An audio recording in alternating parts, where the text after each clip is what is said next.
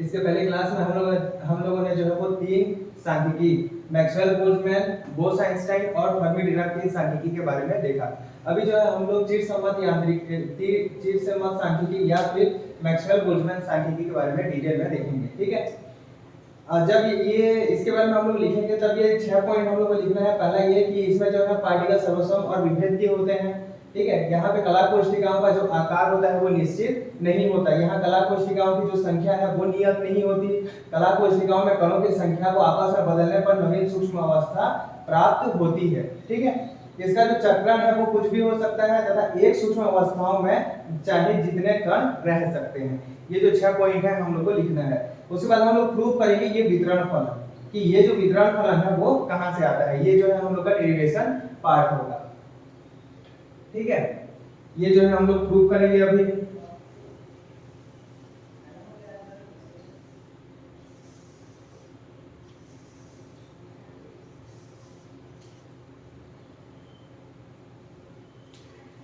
ये प्रूव करने के लिए हम लोग मान लेते हैं कि हम लोग के पास जो है एक निकाय है। ठीक है, एक सांख्यिकी निकाय है और उस निकाय में जो कणों की संख्या है वो n है।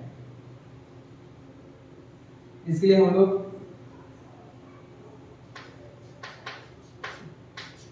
माना कि n कणों का एक निकाय है और इस n कणों की निकाय को हम लोग जो n कण है इनको जो है वो जिन्हें r ऊर्जा अवस्थाओं में, ठीक है, r ऊर्जा अवस्थाओं में जो है हमें बांटना है। ठीक है, ये जो n पार्टिकल्स हैं इनको हम लोग को r ऊर्जा अवस्था में बांटना है। अब मान लेते हैं कि वो जो ऊर्जा अवस्था है हम लोग का क्या क्या है, ऊर्जा अवस्था 1 है, ऊर्जा अवस्था 2 है, ऊर्जा अवस्था 3 है और इस तरह से जो है ऊर्जा अवस्था r है। टोटल r ऊर्जा अवस्थाएं हैं। मान लेते हैं पहले ऊर्जा अवस्था में जो वो कणों की संख्या है वो n1 है, दूसरे ऊर्जा अवस्था में जो कणों की संख्या है वो n2 है, तीसरे ऊर्जा अवस्था में जो कणों की संख्या है वो n3 है। ऐसे ही rवें ऊर्जा अवस्था में जो कणों की संख्या है वो क्या है, nr है। यानी कि जो पहला ऊर्जा अवस्था है उसमें n1 कण है, इसमें जो है n2 कण है, इस तरह से। ठीक है, मान लेते हैं कि ये जो पहला ऊर्जा अवस्था है इसकी जो ऊर्जा है वो ER है, जो दूसरी ऊर्जा अवस्था है इसकी ऊर्जा क्या है, सॉरी इसकी ऊर्जा क्या है, E1 है, इसकी ऊर्जा क्या है, E2 है, इसकी ऊर्जा, ये जो इसकी ऊर्जा है वो E1 है, इसकी ऊर्जा हम लोग का E2 है, इसकी ऊर्जा E3 है और इसकी ऊर्जा जो है वो nr है। rवें ऊर्जा अवस्था की जो ऊर्जा है वो nr है। ये जो ऊर्जा है वो एक पार्टिकल की ऊर्जा है। ठीक है, n1 में कुछ भी पार्टिकल हो सकते हैं। जैसे मान लेते हैं n1 में 3 पार्टिकल हैं। ठीक है, n1 = 3 है, 3 पार्टिकल है, तो ये जो E1 है वो एक पार्टिकल की ऊर्जा है और कुल ऊर्जा जो होगी वो 3E1 हो जाएगा। ठीक है, 3 जो है वो E1 के बराबर होगा, क्योंकि ये जो ऊर्जा है E1, E2, E3, ER ये एक पार्टिकल के लिए ऊर्जा है। अब यहाँ पे अगर nr पार्टिकल है तो कुल ऊर्जा कितनी हो जाएगी, कुल ऊर्जा जो है वहां पे n1 E1, यहाँ पे n2 E2 और ये n3 E3 हो जाएगा और यहाँ पे क्या हो जाएगा, nr ER हो जाएगा जो कुल ऊर्जा है। ठीक है, यहाँ पे जो है हम लोग दो प्रतिबंध का भी यूज करेंगे। ठीक है, प्रतिबंध क्या होते हैं इसके बारे में जो है हम लोग पिछले क्लासेस में पढ़ चुके हैं। ठीक है, और सामान्यतः दो प्रतिबंध ही यूज करते हैं। यहाँ पे भी हम लोग क्या प्रतिबंध यूज करेंगे कि n1 + n2 + n3 + nr, ठीक है, वो किसके बराबर होगा, हम लोग का कुल कणों की संख्या n के बराबर होगा। यानी ये जो समेशन ऑफ nr है, ठीक है, यहाँ पे क्या होगा हम लोग का, ये समेशन ऑफ, ये है हम लोग का summation of nr equal to, ये क्या हो जाएगा, n1 + n2 + लेके ये nr का। ठीक है, ये r है और इसका वैल्यू क्या है, n, जो कि क्या है, एक नियत राशि है। ठीक है, एक नियत राशि है। ये कुल कणों की संख्या जो है यहाँ पे क्या है, नियत है। ठीक है, यहाँ कणों की संख्या जो है वो नियत होगी। ये इसे इसका जो है वो यूज करेंगे। ठीक है, इसे कोई इक्वेशन 1 दे देते हैं। ऐसे ही हम लोग का जो दूसरा प्रतिबंध है, निकाय की जो कुल ऊर्जा होगी वो भी क्या होगी, नियत होगी। ठीक है, कुल ऊर्जा जो होगी E किसके बराबर होगी, ये E1 n1 + E2 n2 से लेके E1 ER nr तक होगी। या फिर इसको हम लोग क्या लिख सकते हैं, summation of r ER N R लिख सकते हैं, ठीक है। तो ये भी जो होगा ये हम लोग का क्या होगा, कांस्टेंट होगा। इसे इक्वेशन 2 मान लेते हैं, ठीक है। इसे आगे यूज करेंगे। ये हम लोग का जो है निकाय के बारे में जो भी चीजें हैं यहाँ पे आप लोग को ये सब चीजें विस्तार से लिखनी है, ठीक है। थ्योरी पे जब लिखेंगे तो ये सब चीजों को विस्तार से लिखना है कि मान लेते हैं कि हम लोग के पास जो है n पार्टिकल है और इन्हें जो हम लोग को r ऊर्जा अवस्थाओं में वितरण करना है, ठीक है। तो हम लोग मान लेते हैं कि ये पहला जो अवस्था है उसमें n1 पार्टिकल है, इसमें n2 पार्टिकल, इसमें n3 पार्टिकल, जो r1 अवस्था है उसमें nr पार्टिकल है, इसकी ऊर्जा e1 e2 e3 er है, ठीक है। यहाँ कुल कणों की संख्या जो है वो नियत होगी। ये इस टाइप से जो है इसकी थ्योरी को हम लोग लिखेंगे, ठीक है। अब पिछले क्लासेस में हम लोगों ने देखा कि जो सूक्ष्म अवस्थाओं की संख्या होती है, ठीक है। जो सूक्ष्म अवस्थाओं, अगर हम लोग जो है n पार्टिकल को n1 एक बॉक्स में n1 पार्टिकल रखेंगे, दूसरे बॉक्स में n2 पार्टिकल रखेंगे, तीसरे बॉक्स में n3 पार्टिकल और आठवें बॉक्स में nr पार्टिकल रखेंगे, तो इसके लिए जो सूक्ष्म अवस्थाओं की संख्या होती थी वो क्या होता था हम लोग का, n का फैक्टोरियल अपॉन n1 का फैक्टोरियल, n2 का फैक्टोरियल, n3 का फैक्टोरियल से लेके nr का फैक्टोरियल, ठीक है। ये सूक्ष्म अवस्थाओं की संख्या होती है। पिछले क्लासेस में हम लोगों ने इसे पढ़ा था, ठीक है। इस केस में क्या था कि जो ऊर्जा अवस्था Er थी उसका एक ही वैल्यू था, उसकी कोई अभ्रष्टता नहीं थी, ठीक है। उसके लिए और कोई सूक्ष्म अवस्था नहीं थी। अगर यहाँ पे ऊर्जा अवस्था Er की कोई अभ्रष्टता है, ठीक है, इसे हम लोग Gr से रिप्रेजेंट करते हैं। ये E1 के लिए मान लेते हैं G1 है, E2 के लिए G2 है, E3 के लिए G3 है और इसके लिए क्या है हम लोग का Gr है, ठीक है। जहां पे ये जो है G, ये क्या है, अभ्रष्टता है, ठीक है। इसे हम लोग बोलते हैं अभ्रष्टता, ठीक है। या ये जो अभ्रष्टता होता है ये क्या होता है, सूक्ष्म अवस्थाओं की संख्या को ही रिप्रेजेंट कर रहा है, ठीक है। सूक्ष्म अवस्थाओं की संख्या, लेकिन ये सूक्ष्म अवस्थाओं की संख्या कहाँ है, Er ऊर्जा अवस्था में। Er ऊर्जा अवस्था में जो सूक्ष्म अवस्थाओं की संख्या है वो Gr है, E1 में जो है वो G1 है, E2 में क्या है हम लोग का G2 है और Er में जो है वो Gr है, ठीक है। जैसे इसको हम लोग कैसे रिप्रेजेंट करेंगे, ये मान लेते हैं कि हम लोग का एक ऊर्जा अवस्था क्या है, Er है। अगर ये इसके भी अलग अलग भाग हैं, ठीक है, तो ये इसे हम लोग बोलेंगे Gr, ये G1, ये G2, ये G3, इस टाइप से, ठीक है। मतलब ये जो है 1 2 3, ये जो Gr है वो नंबर है, ठीक है। इस केस में जो Gr है वो नंबर है और यहाँ पे Gr का वैल्यू कितना हो जाएगा, 3 हो जाएगा, ठीक है।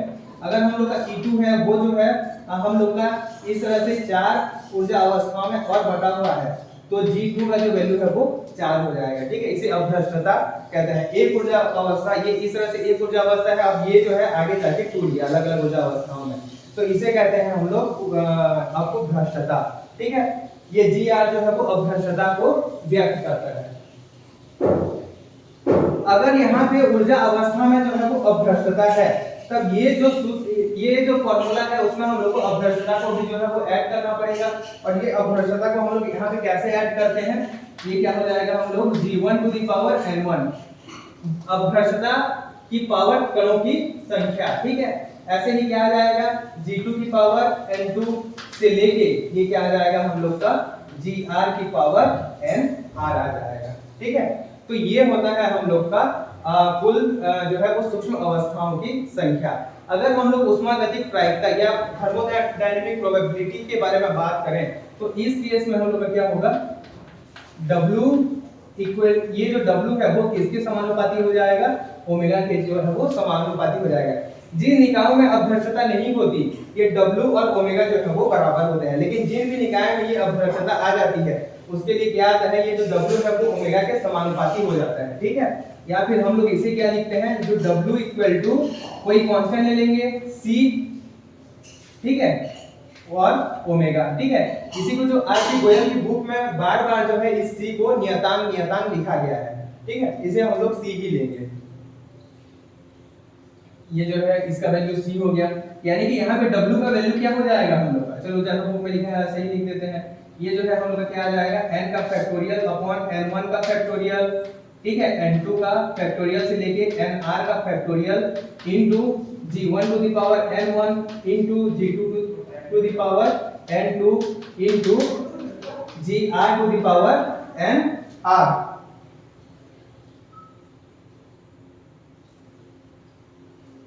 इनटू नियतांक, ठीक है, और साथ में क्या रहेगा, एक नियतांक रहेगा। तो ये जो है हम लोग का W का वैल्यू है, ठीक है, ऊष्मागतिक प्रायिकता का वैल्यू है। अब क्या करते हैं, इसका जो है वो लॉग ले लेते हैं, ठीक है। तो ये क्या आएगा, लॉग W इक्वल टू क्या आ जाएगा, लॉग ये n का फैक्टोरियल आ जाएगा, ठीक है, यहां से जो है वो log n का फैक्टोरियल आ जाएगा। उसके बाद ये मल्टीप्लिकेशन में है, यानी कि log लेने के बाद ये क्या आ जाएगा, प्लस आ जाएगा, ठीक है, प्लस log ये जो log g1 to the power n1 आ जाएगा, ठीक है, plus log g2 to the power n2 plus log gr to the power nr आ जाएगा, ठीक है।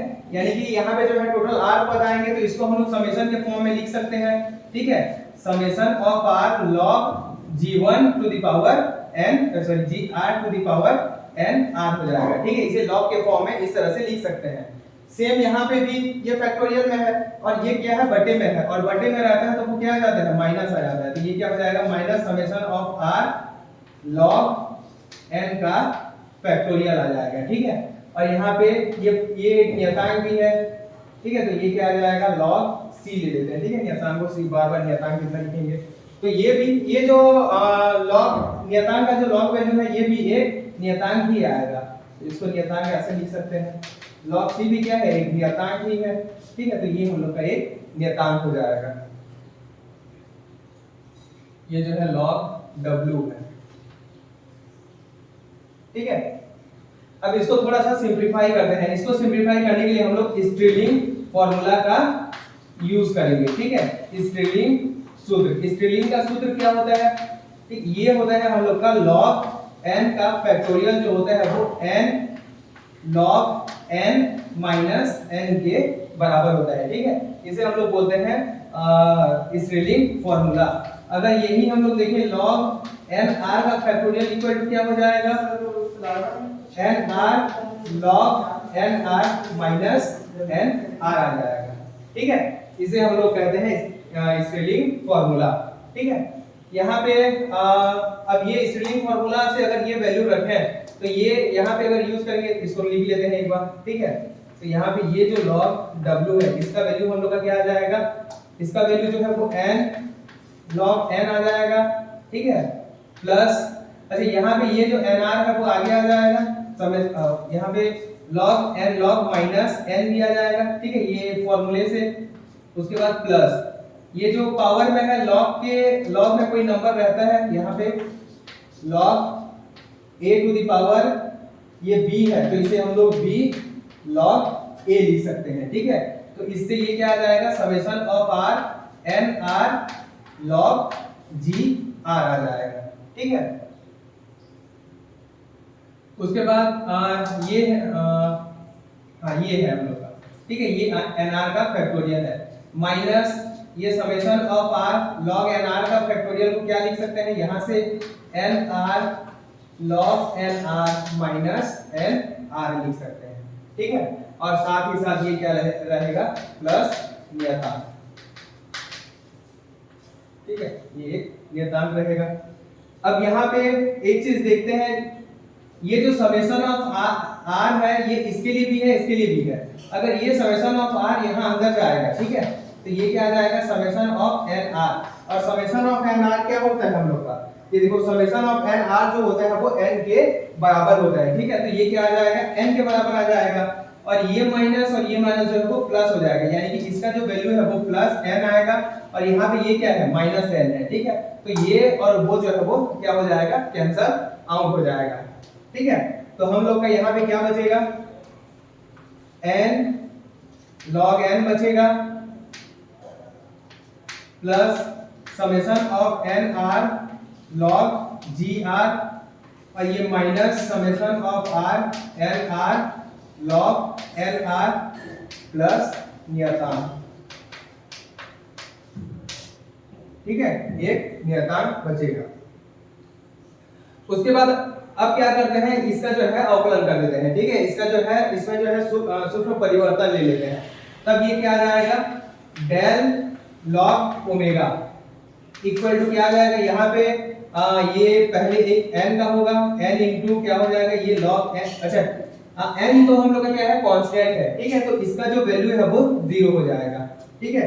ये n जो है हम लोग का क्या है नियत है, यानी कि इसका जो अवकलन है वो क्या आ जाएगा हम लोग का 0। देखो ये log जो w है ये भी हम लोग का क्या है, ये भी जो है नियतांक है, ठीक है, इसका भी जो वैल्यू है वो 0 होगा, ठीक है, इसका जो वैल्यू है वो भी 0 होगा। नेक्स्ट स्टेप में रखेंगे इसका वैल्यू क्या हो जाएगा 0 हो जाएगा, प्लस ये समेशन ऑफ r nr यहाँ पे क्या हो जाएगा डेल nr हो जाएगा, ठीक है, और log g r हो जाएगा, ठीक है।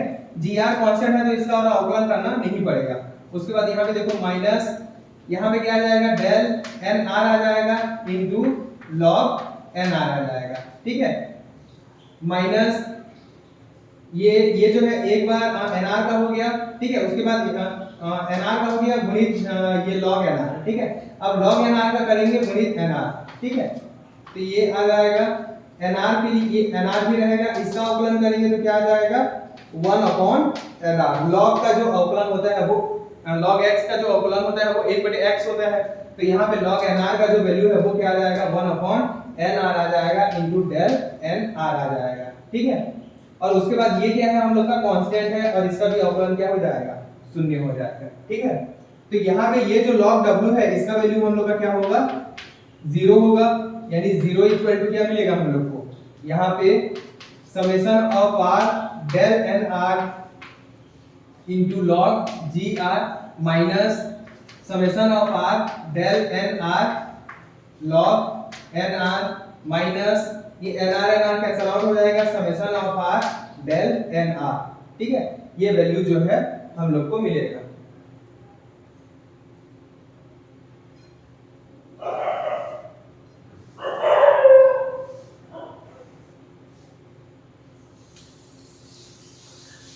अब इसको थोड़ा सा सिंपलीफाई करते हैं। यहाँ पे समेशन डेल nr और समेशन डेल nr जो है वो तीनों में है, तो ये समेशन ऑफ r ये 0, summation of r del nr को जो है वो कॉमन निकाल लेंगे। यहाँ पे हम लोग का क्या बचेगा log gr minus log nr minus 1 बचेगा, ठीक है। अगर यहाँ पे हम लोग क्या करें माइनस को भी कॉमन निकाल ले क्योंकि ये 0 के बराबर है, तो इसको हम लोग क्या लिख सकते हैं summation of r log nr plus 1 minus log gr। यहाँ पे हम लोगों ने क्या करेंगे ये जो माइनस है इसको हम लोगों ने कॉमन निकाल लिया, तो ये जो प्लस है वो माइनस हो गया, ये माइनस प्लस हो गया और ये माइनस प्लस हो गया, ठीक है। और इसको इस तरह से हम लोग यहाँ पे लिख सकते हैं और साथ ही साथ क्या रहेगा यहाँ पे डेल nr भी रहेगा, ठीक है, क्योंकि ये जो है एक सूक्ष्म परिवर्तन है, ठीक है, यानी इसका वैल्यू 0 नहीं हो सकता, यानी कि इसका जो वैल्यू है हम लोग का क्या होना चाहिए 0 के बराबर होना चाहिए। अच्छा यहाँ पे एक चीज और भी लेते हैं, तो इसको थोड़ा सा और सिंपलीफाई करते हैं, क्योंकि ये nr बटे gr है तो इसको ये 0 ये बटे में क्या आ जाएगा समेशन ऑफ डेल nr ये log nr बटे gr और ये क्या आ जाएगा प्लस 1 आ जाएगा, ठीक है, क्योंकि यहाँ पे gr माइनस में है तो ये यहाँ पे हम लोगों ने कौन से फॉर्मूले का यूज किया है, अगर log a minus log b है तो इसका जो वैल्यू होता है वो होता है log a बटे log b होता है, ठीक है। इस फॉर्मूले का जो है हम लोगों ने यूज किया है यहाँ पे।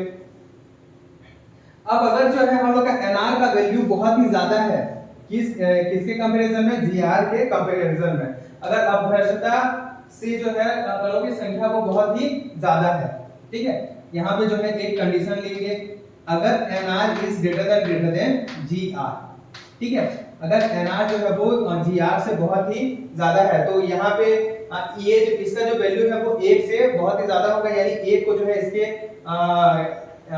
इस टर्म के रेस्पेक्ट में जो है वो नेगलेक्ट कर सकते हैं, ठीक है, यानी कि ये हम लोग को क्या मिलेगा summation of r log nr upon gr into यहाँ पे डेल nr भी है, ठीक है, ये डेल nr ये इक्वल टू क्या आ जाएगा 0 आ जाएगा, ठीक है, ये हम लोग का ये इक्वेशन नंबर 3, ठीक है, ये हम लोग का तीसरा इक्वेशन है। अब हम लोग क्या करते हैं, इक्वेशन नंबर जो 1 है हम लोग का, ठीक है, इक्वेशन नंबर 1 ये है summation of N R equal to N, जो कि एक नियतांक है, इसको भी अब अवकलन करते हैं। तो इस केस में क्या आएगा, जो समेशन ऑफ हम लोग का डेल एन आर है, क्योंकि ये एन आर है और एन जो है वो कांस्टेंट है, यानी कि डेल एन और ये कांस्टेंट है, तो इसका वैल्यू भी क्या आ जाएगा, 0 आ जाएगा। ठीक है, ये हम लोग का जो है वो इक्वेशन कितना हो गया, 4। ठीक है, ये हम लोग का इक्वेशन 4 आ गया। सेम जो है हम लोग किसके लिए करेंगे, यहाँ पे ऊर्जा भी कांस्टेंट है, यानी इसका भी जो डेल का वैल्यू है वो 0 है, और यहाँ पे ER भी कांस्टेंट है, NR कांस्टेंट नहीं है, ठीक है, ये बदल सकता है, लेकिन ER जो है वो कांस्टेंट है। एनर्जी किसी ये ऊर्जा अवस्था के लिए जो ये एनर्जी है ये क्या है, फिक्स है। यहाँ पे कणों को हम लोगों को बांटना है, कणों को जो है वो क्या करना है, डिस्ट्रीब्यूट करना है। ये N1 N2 N3 पार्टिकल्स को हम लोग को डिस्ट्रीब्यूट करना है, तो ये जो है बदल सकता है, लेकिन ये जो ऊर्जा है ये क्या रहेगा, नियत रहेगा। ठीक है, तो यहाँ पे अगर इसका अवकलन करें तो ये ER जो है वो कांस्टेंट है, ये बाहर आ जाएगा, यहाँ पे सिर्फ क्या बचेगा, NR बचेगा। अगर हम लोग क्या करते हैं, इक्वेशन 2 का अवकलन करते हैं, तो इक्वेशन 2 से हम लोग को क्या मिल जाएगा, इक्वेशन 2 से हम लोग को क्या मिल जाएगा, ये summation of ER del NR equal to 0 मिल जाएगा। ठीक है, और ये जो है हम लोग का इक्वेशन नंबर इसे 5 दे देते हैं। ठीक है, ये हम लोग का क्या हो गया, इक्वेशन नंबर 5 हो गया। अब देखो यहाँ पे जो है हम लोग एक मेथड का यूज करते हैं, लैग्रांज अननोन मल्टीपल। ठीक है, अज्ञात गुणक, लैग्रांज की अज्ञात गुणक विधि का यूज करते हैं। जनरली होता क्या है, देखो अगर इक्वेशन है हम लोग के पास 3 इक्वेशन है, जैसे इस केस में 3 इक्वेशन है, तीनों का इक्वल टू क्या है, 0 है। ठीक है, अगर हम लोग लेफ्ट हैंड साइड, जैसे यहाँ पे क्या है, समेशन ऑफ डेल NR है, यहाँ पे क्या है, summation of ER del NR है, और यहाँ पे ये है। ठीक है, लेफ्ट हैंड साइड को अगर जोड़ दें और राइट हैंड साइड तो 0 है, तो सब 0 का जो समेशन है वो क्या आ जाएगा, 0 आ जाएगा। ठीक है, तब हम लोग का ये इक्वेशन जो है, इस इक्वेशन में कोई फर्क नहीं पड़ेगा। लेकिन लैग्रांज ने क्या माना कि यहाँ पे सिर्फ डेल NR का ही वैल्यू 0 नहीं होगा। ठीक है, अगर यहाँ पे हम लोग क्या करें, एक जो कांस्टेंट है अल्फा का मल्टीप्लाई कर दें, तभी इसका वैल्यू 0 ही होगा।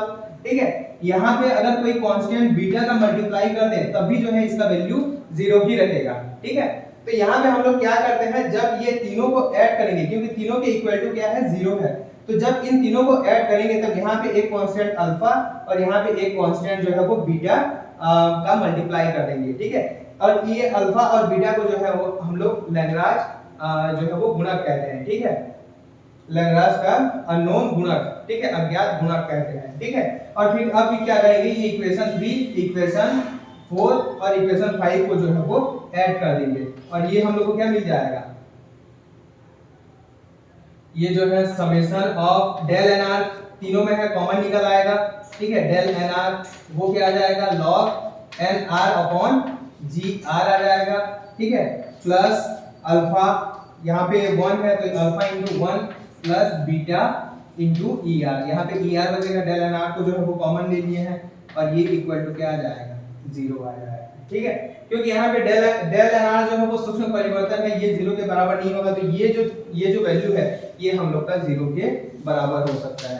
तो ये क्या आ जाएगा, del NR upon ER plus alpha plus beta, ER का जो वैल्यू है वो क्या आ जाएगा, हम लोग का 0 आ जाएगा। ठीक है, यहाँ से अगर इसको हम लोग पक्षांतर कर दें तो इसे हम लोग कैसे लिख सकते हैं, log NR upon GR equal to क्या आ जाएगा, minus alpha minus beta ER। ठीक है, अगर log को पक्षांतर करें तो वो क्या हो जाएगा, एक्सपोनेंशियल बन जाएगा। तो यहाँ पे ये क्या आ जाएगा, NR बटे ER equal to e to the power minus alpha minus beta ER आ जाएगा। ठीक है, ये ER है, GR है। ठीक है, और यहाँ पे e to the power minus alpha को अगर हम लोग a लिखें तो ये इसको और कैसा लिख सकते हैं, और GR को इधर पक्षांतर कर दे तो इसे हम लोग लिख सकते हैं NR equal to a GR e to the power minus beta ER। ठीक है, जहां पे a क्या है हम लोग का, a का जो वैल्यू है वो e to the power minus alpha है। ठीक है, और हम लोग जानते हैं कि ये जो कांस्टेंट बीटा है इसका वैल्यू क्या होता है, हम लोग 1/kT होता है।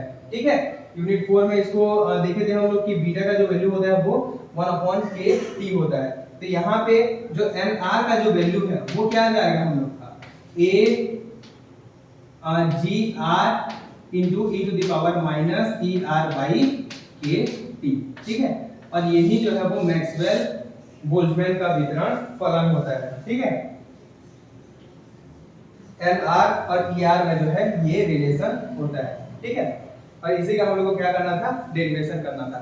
अगर ये मैक्सवेल बोल्ट्जमैन सांख्यिकी आता है एग्जाम में तो ये आप लोग को लिखना है और साथ ही साथ जो है ये पूरा जो है आप लोग को डेरिवेशन करना है।